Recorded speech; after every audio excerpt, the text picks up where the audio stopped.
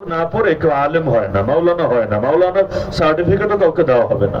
এর মধ্যে 6টা কিতাবের নাম হয়তো অনেকে জানেনও: সহিহ বুখারী, সহিহ মুসলিম, সুনানে আবি দাউদ, সুনানে তিরমিজি, সুনানে নাসাই এবং সুনানে ইবনে মাজাহ। এই ইবনে মাজাহ শরীফে বর্ণিত হাদিস, যে সাহাবী থেকে বর্ণিত তার নাম সাউবান রাদিয়াল্লাহু আনহু। কি নাম? সাউবান রাদিয়াল্লাহু তাআলা, যিনি ছিলেন নবীর আযাদ করা গোলাম, অর্থাৎ একসময় গোলাম ছিলেন, আল্লাহ রাসূল তাকে আযাদ করে দিয়েছিলেন।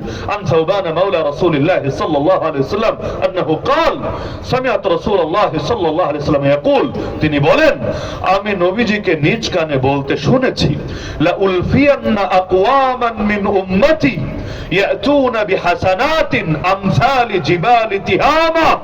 কিয়ামতের দিন আমি এমন কিছু মানুষকে পাবো আমার উম্মতের ভেতরে, আমার উম্মত, অন্য কারো উম্মত না, আমার উম্মতের ভেতরে এমন কিছু মানুষকে আমি পাবো যারা কিয়ামতের দিন এত আমল নিয়ে আসবে। সুবহানাল্লাহ। আরবের একটা এলাকার নাম হলো তিহামা। কি নাম?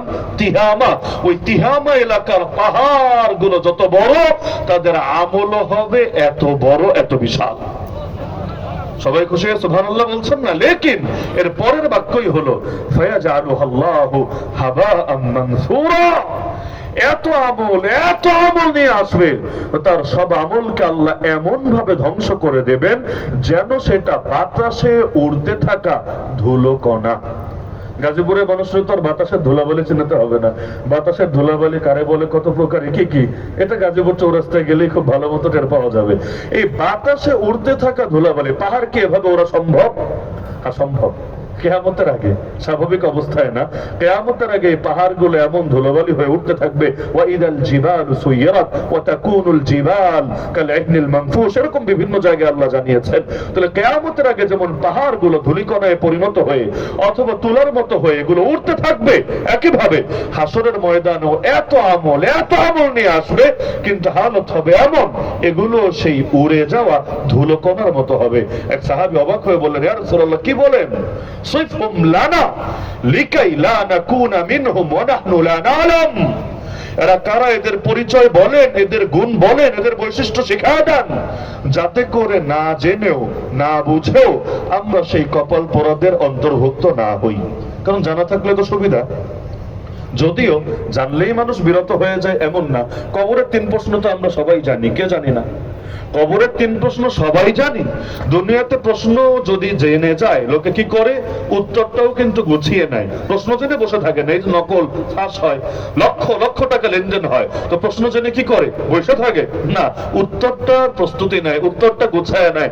আল্লাহ নিজে ভাই প্রশ্ন ফাঁস করে দিয়েছেন। কবরের 3 প্রশ্ন, হাসরের 5 প্রশ্ন, যে 5 প্রশ্নের জবাব দেওয়ার আগে কেউ এক কদম সরতে পারবে না নিজের জায়গা থেকে। এই প্রশ্নগুলো আল্লাহই ফাঁস করিয়ে দিয়েছেন নবীজির মাধ্যমে। সবাই জানি প্রশ্ন, কিন্তু উত্তর গোছানোর টাইম নেই। আজ গোছাবো, কাল গোছাবো, পরশু গোছাবো, এভাবে করতে করতে এক সময় আর কোনো কিছুই গোছানো হয় না। সব প্রস্তুত অবস্থায় চলে যাই আল্লাহর কাছে। কবর এসে জিজ্ঞেস করে, মুনকার নাকির, কি রে, তোর রব কে? তখন বলে, হাদিসে আছে, হা হা লা আদরি, হায় আফসোস, হায় আফসোস, আমি তো জানি না তোর দিন কি, হায় আফসোস, আমি তো জানি না। আরে এই লোকটাকে যাকে তোর ভেতরে, তোদের ভেতরে প্রেরণ করা হয়েছে, আরে কে, আমি তো চিনতে পারছি না। এই যখন জবাবগুলো হয়, কবর এমন জোরে চাপ দেয়, তার ডান পাঁজরের হাড় বাম পাঁজরের হাড়ে ঢুকে যায়, তার কবরকে সংকীর্ণ করে দেওয়া হয়, জাহান্নামের সঙ্গে লাইন করে দেওয়া হয়, তার গায়ে জাহান্নামের পোশাক পরিয়ে দেওয়া হয়। ওই যে আযাব শুরু হয়, যে আযাব কবে শেষ হবে এক আল্লাহ ছাড়া কেউ জানে না। এজন্য ওসমান রাদিয়াল্লাহু আনহু কবরের পাশ দিয়ে হেঁটে গেলে অনেক কাঁদতেন, অনেক, এত কাঁদতেন, দাড়ি পর্যন্ত ভিজে টপ টপ করে পানি পড়তো।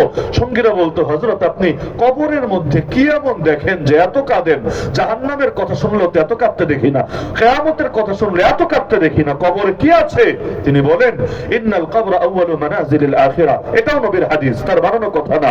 ইন্নাল কবর আউয়ালু মানাজিলিল আখিরা ফাইন নাজা মিনহু কানা মা বাদাহু আইসারা মিন ওয়া ইল্লাম ইয়ানজু মিনহু কানা মা বাদাহু আশাদ্দা মিন। কবর হলো আখিরাতের প্রথম ঘাঁটি।